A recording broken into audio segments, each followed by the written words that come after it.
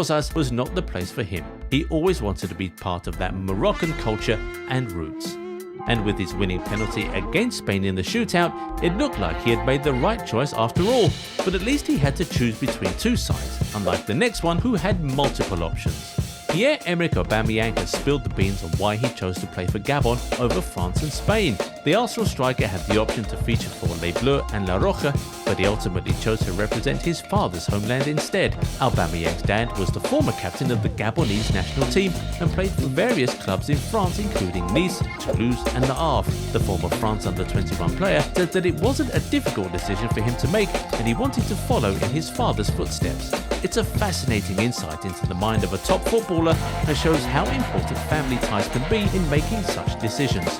But wait a minute, imagine having to choose between two countries to represent in football at the age of 18. It's a tough call, but for Garnacho, the choice was clear. Or was it? Born in Spain to an Argentine mother, Garnacho had the option to play for either country. He even played for Spain's under-18 team at one point, but something in his heart told him that Argentina was the way to go. Maybe it's because Argentina's coach has a special relationship with him, or maybe it's just because he couldn't resist the allure of Lionel Messi and that beautiful blue and white shirt. Whatever the reason, Garnacho made his choice and earned his first senior call-up for Argentina in 2022. Sorry Spain, looks like you've lost this one to Messi and the gang, but hey, at least you can still enjoy some paella and flamenco, right? The brothers have also now joined the party. It's a family affair for the Hernandez brothers. Lucas and Theo could have represented Spain, but instead, they both chose to play for France. What an ironic twist of fate. Lucas honed his skills at Atletico Madrid and then moved on to Bayern Munich for an €80 million club record fee. He's won multiple titles with the German Giants as well as the World Cup and UEFA Nations League with Les Bleus. Meanwhile, Theo started his career at Atletico Madrid but ended up at Real Madrid and then AC Milan. And even though he could have played for Spain, he opted to join his brother in the French national team. It seemed that playing for Spain just wasn't on the cards for the Hernandez brothers, but with all the success they've had playing for France, they're probably not too gutted about it.